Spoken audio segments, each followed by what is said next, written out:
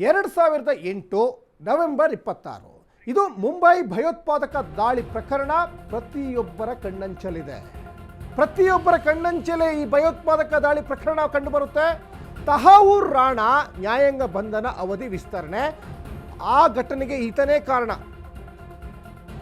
August 13ರವರೆಗೆ ದೆಹಲಿಯ NIA ವಿಶೇಷ ನ್ಯಾಯಾಲಯದಿಂದ ಒಂದು ಕಡೆ ಈಗ ಆದೇಶ ಬಂದಿದೆ. ಆತನನ್ನು ಮತ್ತಷ್ಟು ನ್ಯಾಯಾಂಗ ಬಂಧನಕ್ಕೆ ಒಪ್ಪಿಸಲಿಕ್ಕೆ ಸಾಕಷ್ಟು ಪ್ಲ್ಯಾನ್ಗಳನ್ನು ಎನ್ಐಎ ಮಾಡಿಕೊಂಡಿದ್ರು. ಆಗಸ್ಟ್ 13ರಂದು ಪೂರಕ ಆರೋಪ ಪಟ್ಟಿ ಪರಿಗಣಿಸುತ್ತೆ ಕೋರ್ಟ್ ಅನ್ನೋದು ಕೂಡ ಇಲ್ಲಿ ಗೊತ್ತಾಗ್ತಾ ಇದೆ. ತಹಾವೂರ್ ರಾಣಾ ವಿರುದ್ಧ ಪೂರಕ ಆರೋಪ ಪಟ್ಟಿಯನ್ನು ಎನ್ಐಎ ಈಗ ಸಲ್ಲಿಸಿದೆ. ಈತ ವಿದೇಶದಲ್ಲಿ ಸೆರೆಮನೆ ವಾಸದಲ್ಲಿದ್ದ. ಈಗ ಆತನನ್ನು ಭಾರತಕ್ಕೆ ಅಮೇರಿಕ ಒಪ್ಪಿಸಿದೆ. ಮತ್ತು ಈ 2008 ನವೆಂಬರ್ 26ರ ಘಟನೆಯ ಪ್ರಮುಖ ಆರೋಪಿನೇ ಈ ರಾಣಾ. ತಹಾವೂರ್ ರಾಣಾ ಪ್ರಮುಖ ಆರೋಪಿ. ಆತನನ್ನು ಭಾರತ ಸಾಕಷ್ಟು ಸಂದರ್ಭದಲ್ಲಿ ನಮಗೆ ಒಪ್ಪಿಸಿ ಅಂತ ಕೇಳ್ತಾ ಇತ್ತು, ಆದರೆ ಒಪ್ಪಿಸಿರಲಿಲ್ಲ. ಈಗ ಈತನನ್ನು ಒಪ್ಪಿಸಿದೆ. ಇನ್ನೂ ಒಂದು ಸಾಕಷ್ಟು ಜನ ಇದ್ದಾರೆ. ಈತ ಒಬ್ಬ ಕಿಂಗ್ ಪಿನ್ನೇ. ಇನ್ನೂ ಸಾಕಷ್ಟು ಜನ ಕಿಂಗ್ ಪಿನ್ ಇದ್ದಾರೆ.